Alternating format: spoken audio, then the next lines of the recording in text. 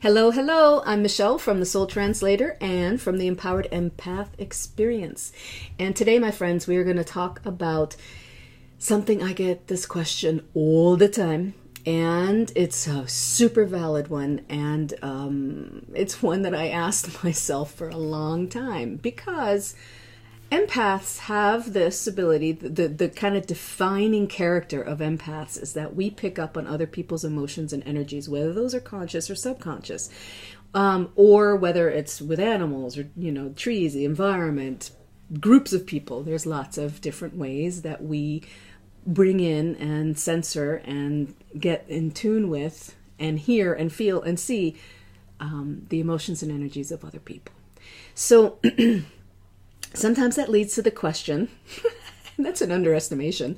Often that leads to the question for some people, oh my gosh, I don't know what's mine and what's theirs. I'm having this feeling or this thought, and, I just can't figure out where this is coming from. Who is it coming from? Is it in me or is it coming from the outside?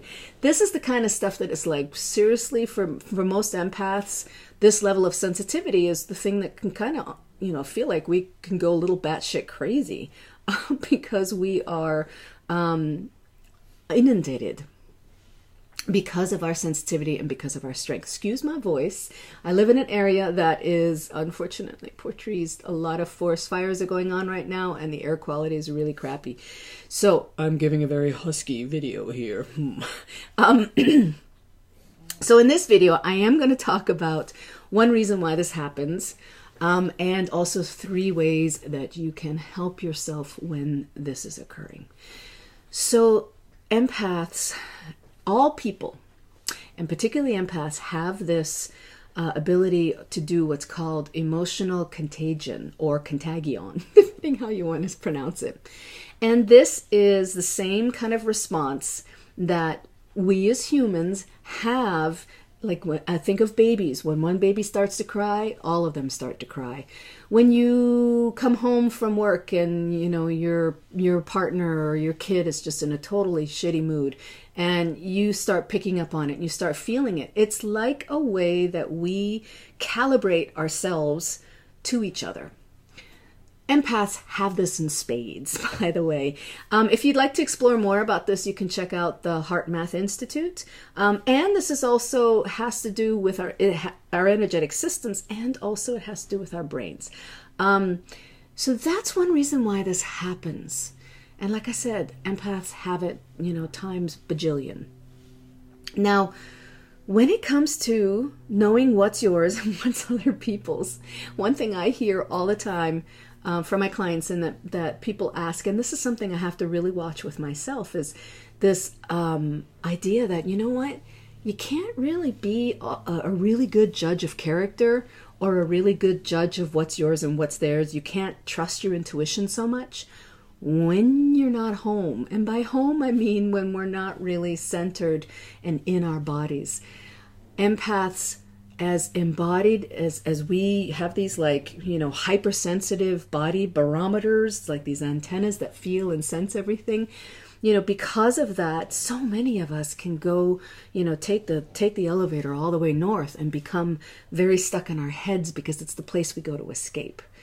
So in order to trust your intuition, you need to get back into your body. You need to get grounded back home. So the first thing here is to get grounded back into your body.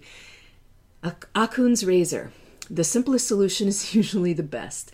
So this can be as simple as putting your hands on your heart, and if you're somewhere where you can't do that, you can visualize yourself doing it and saying to yourself internally or out loud, I'm coming home, and breathing, or simple, home.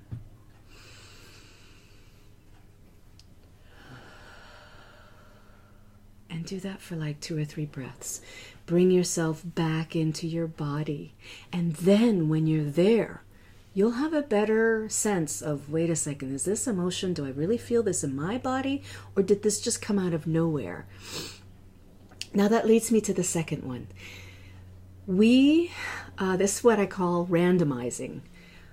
When something all of a sudden comes out of left field And, one minute you're cruising along and you're feeling, you're feeling good, or you're feeling, kind of like you're just coasting. And all of a sudden, like, boom, your mood changes. Boom, you have a different line of thinking that is like, who just stepped inside my head?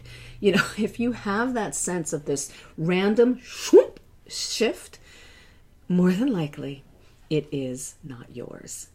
It's like something, if you imagine your energetic field being like a net, it's like a really wiggly, somebody else's fish just got stuck in your neck and your net, and you're like, wait a second, that wasn't there, a moment ago. So again, that is something to be aware of, and the solution to that is to do the home exercise and getting back into your body. And then you can know whether it's yours or not. And another level of figuring this out and discerning is using muscle testing. I use this one all the time. I'm going to very briefly teach this here. If you want to go on my YouTube channel, there are 2 videos that are specifically about working with different type of muscle testing techniques. And literally, this is putting one finger onto another one. If you don't know anything about muscle testing, please do explore a little bit more.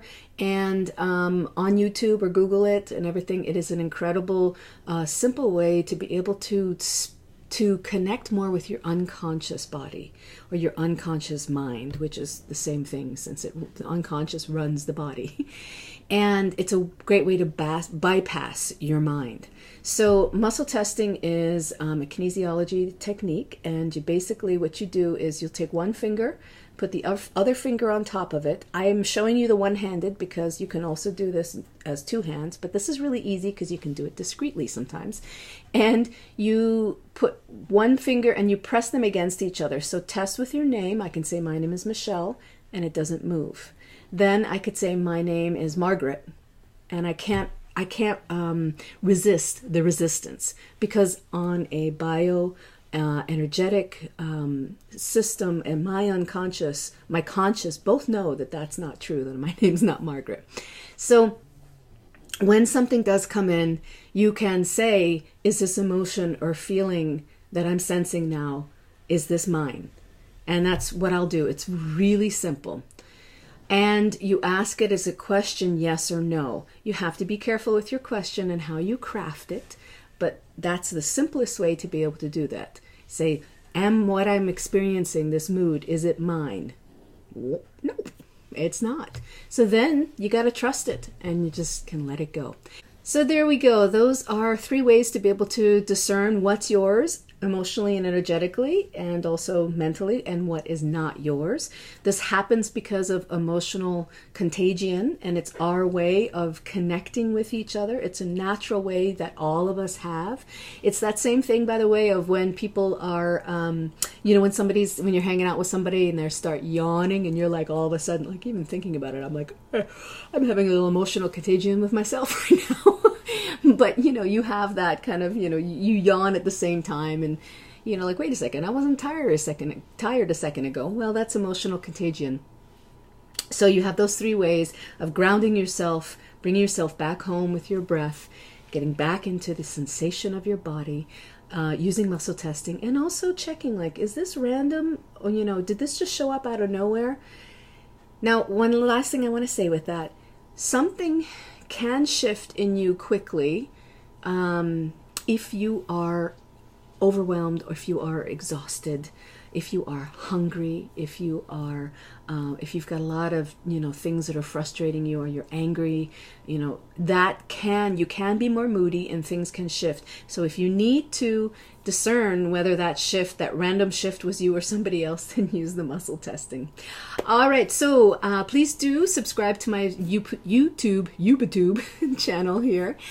Please do go onto my site and opt in. Join me on my community list at thesoultranslator.com, and you'll get also a wonderful PDF ebook that is around 7 different amazing mindsets that not a lot of people are talking about, that empaths, how we bring an incredible level of richness and depth to life.